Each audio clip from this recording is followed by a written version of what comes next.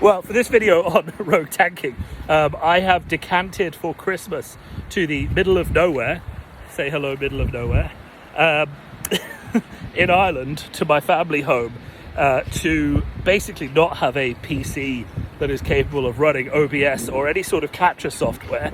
Though thankfully, one of the benefits of Season of Discovery is that it is really, really old, and the crap laptop that I have for work, I can actually use to play World of Warcraft on.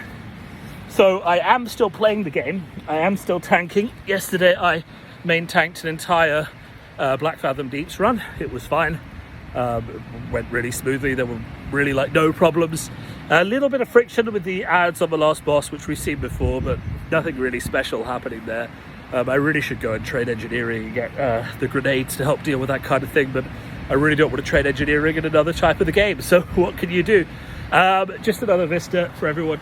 But really I wanted to make this video not to talk about what it's like to tank BFD, because really I think I could do a rogue tanking every dungeon video, but it doesn't really seem like there's a point. They're not that complicated. It's not that hard to rogue tank anything in the moment in the game. Maybe that will change later on, but it really isn't. I think the main thing I want to talk about is two specific things that are the problem with rogue tanking.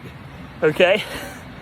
Now, problem one is just comparison against the other Season of Discovery additional tanking classes, right? So Warlocks have a lot better initial threat, even if you've got the best weapons, which I do.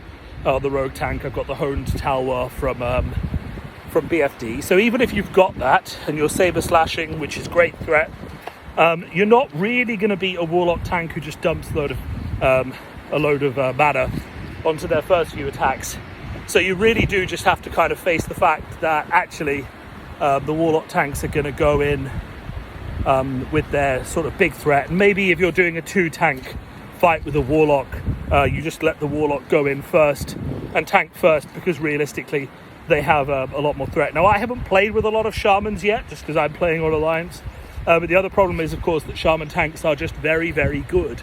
And they have a bit of AoE and they have a bit of everything. So it does feel like if you were doing a tier list, it would be either Warlock or Shaman at the top of the new tanks, and then you'd have Rogue at the bottom of the new 3 tanks. So that's just something to be aware of. I think also Warlock tanks, because of the form and the way things look, there's a lot more awareness of them. And the same really, I guess, with Shaman tanks, is there's a lot more awareness of them. Which kind of brings us on quite nicely to the second problem with rogue tanks, which is just no one knows that rogues can do it. And that sounds silly to you because, of course, they're in the runes. But the majority of the problem I have finding a group for BFD and things like that as a rogue tank is when I message someone saying, I can tank, the first thing that comes back, someone says, can you? And obviously the answer is yes, I've got the runes. But yes, I've got, the gear, right? Because I've got something in every slot. I've got, loads of stam, loads of agi. I've got blues from BFD. I've got about 5 or 6 now. I've got the best weapons. I've got all of that stuff. So do I have the gear? Yes. Do I have the experience? Yes. And I have the runes as well. But then I still get these messages being well, can you tank it? I've never seen a rogue tank before. So it seems like there is an awareness problem. And I was thinking about the cause is that because the rogue tanking rune doesn't come from a really cool quest line that everyone has to do, like Metamorphosis, and Warlocks are more popular than rogues anyway as a class, but that is partly a big factor, is that you don't have to do this really cool quest line where you have to ask people for help, so people aren't as aware of it, right? Added to that, we have this fact that actually, when you think about it, the rogue tanking rune just comes in the most undramatic way possible. You just get it from a rep vendor. It was at Honoured, now it's at Friendly. But because it was at Honoured originally, you couldn't get that rep really until you were quite close to 25, right? So no one was doing these dungeons with rogue tanks when they were leveling up. So they just didn't think that they existed. Now, Warlocks didn't have it either because they hadn't discovered it when a lot of people were hitting 25. But they had the counterbalance of this huge search for the last rune, how to unlock Warlock tanking, which made quite a big difference. So we're kind of in a situation where there was not a lot of awareness because the rune just wasn't that exciting or interesting to find. And there was a bit of a hunt for it, but once it was found on a rep vendor, the kind of excitement died a bit. And then, of course, we've got the other thing, which is that because it was behind Honored, there were just no rogue tanks while you were leveling up. So it feels like awareness of rogue tanking is really, really low. And because of that, actually, it seems to be harder to find a group as a rogue tank, right? So people have just been like, well, can you do it? I didn't know rogues could tank. If I post looking to tank, people are like, what do you mean? Is he just memeing? And the other problem, of course, the third problem, I think the final problem, which is not a bad problem to have, is rogue DPS is just so damn good. Like, if you've got a load of people in your guild and you're talking about who could tank, you've got the warrior who can do good DPS if they get good gear from BFD, but if they haven't got the purple sword yet, how good is their DPS? Better with a feral druid. You've got feral druids who you want playing Wind Fury. You've got warlocks whose caster damage is like mid, but good, but not amazing, and varies heavily on some fights based on their resistance and stuff, so they have to change runes a lot.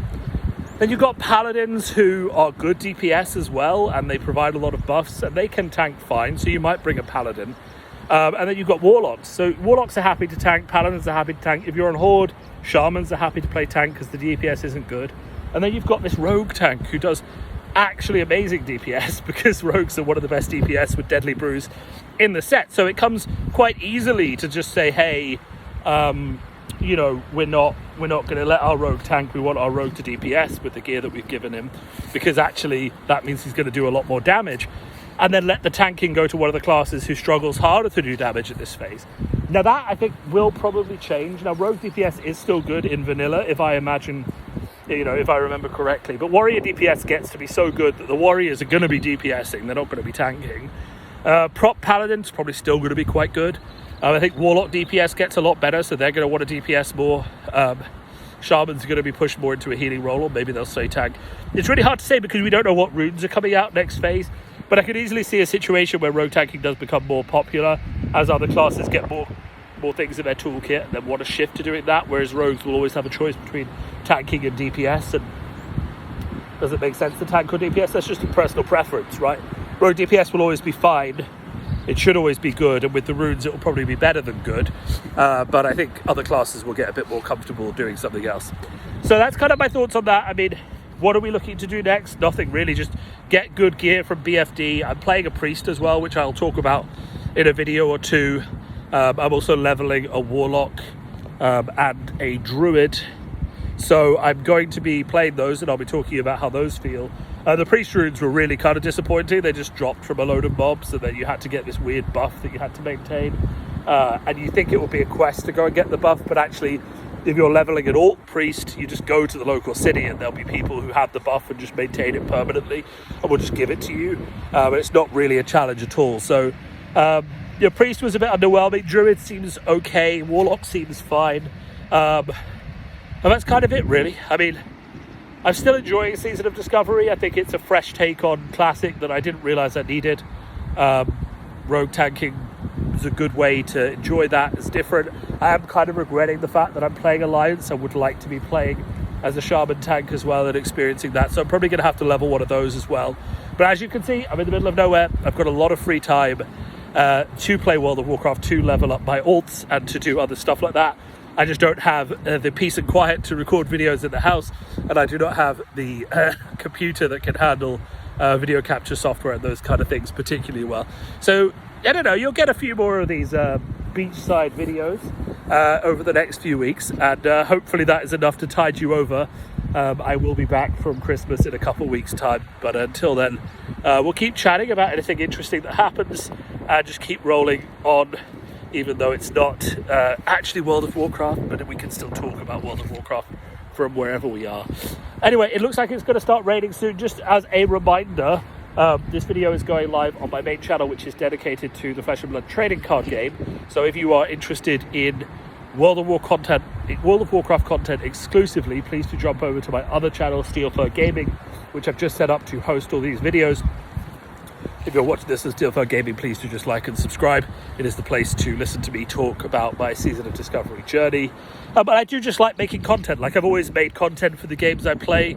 Though I've played World of Warcraft for 20 years, I've never really seen it as something I would make content for because the market was so saturated. But when it comes down to it, when I'm enjoying something and when I think there's something to talk about, I do tend to push and just like to talk about it in videos. So if that's your kind of jam, then come on this season of Discovery with me and we'll have a good time. And maybe you can discover a bit of the beauty of West Ireland as well on the way, at least for now. I'll be back in London at some point soon, and I'll go back to the grey city and not these glorious fields and muddy paths and all that kind of stuff. Anyway, thank you for listening, and I'll speak to you all soon.